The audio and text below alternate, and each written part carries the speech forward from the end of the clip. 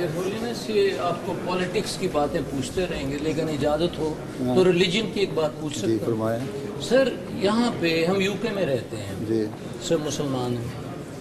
یہاں پہ جب شریعہ لا کی بات ہوئی اور آرچ بشپ آف کینٹربری نے جا کے ایک لیکچر دیا ہائی کورٹ میں، اس کو انوائٹ کیا گیا تھا کہ شریعہ لا پہ لیکچر دو، اور اس کو آؤٹ آف کانٹیکسٹ باتیں لے کے جو اچھالا گیا، حالانکہ اس نے بالکل صحیح بات کی تھی شریعہ لا پہ. اسی طرح لارڈ جسٹس فلپس نے جو کہا. آپ کی کیا خیال ہے، آپ کا کیا رائے ہے کہ شریعہ لا یو کے میں ہونا چاہیے کہ نہیں ہونا دیکھیں چاہیے؟ شریعہ لا تو وہاں ہونا چاہیے جہاں اسلامی حکومت ہو، ٹھیک ہے نا. باقی وہاں کے لوکل لوگوں کے لیے، جیسے حضرت صلی اللہ علیہ وسلم کے زمانے میں ہوا تھا، مدینہ گئے تو یہودیوں کے ساتھ جو معاہدہ ہوا اس میں یہودیوں کے فیصلے ان کے دورات کے مطابق کیے گئے، ٹھیک ہے.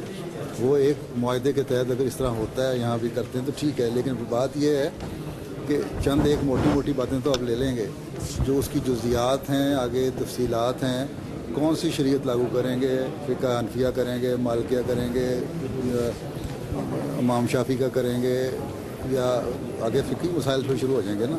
اس کو کس طرح ڈیل کرنا ہے.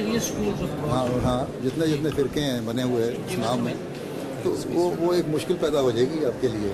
اس لیے یہاں جو ملک کا قانون ہے بولتے یہ حکومت اسلامی حکومت نہیں ہے.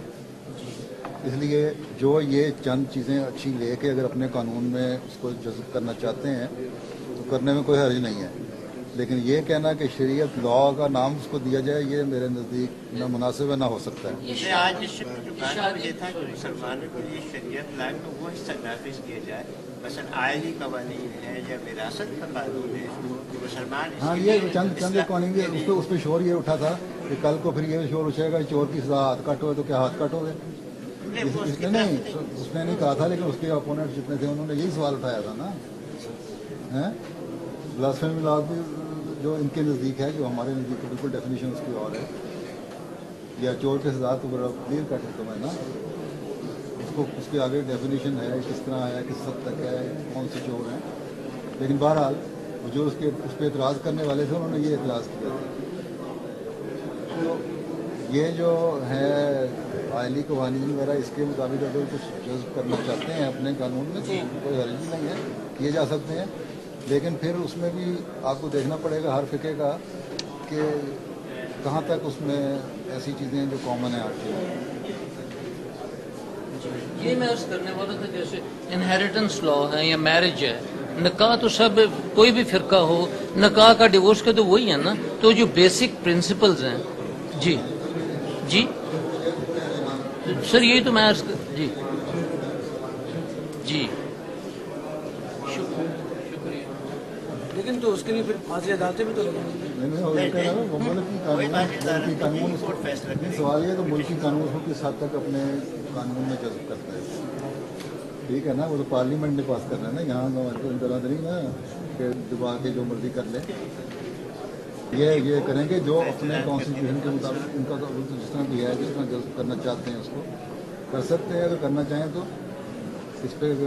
لیکن کس حد تک اور کیا کچھ یہ سوچنے والی باتیں ہیں. کہیں یہ نہ ہو آپس میں مسلمان یہاں پہ لڑنے شروع ہو جائیں، ہم تو یہ کہتے ہیں اس بارے میں، تم یہ کہتے ہیں اس بارے میں. یہ جو فرقہ بن گیا ہے تو مشکل میں ڈالا ہوا ہے نا. لیکن اصولی طور پہ غیر مسلم کنٹری میں شرعی قوانین کا ہو نہیں سکتا، نہیں ہو سکتا، سوال سیدھی کی بات ہے.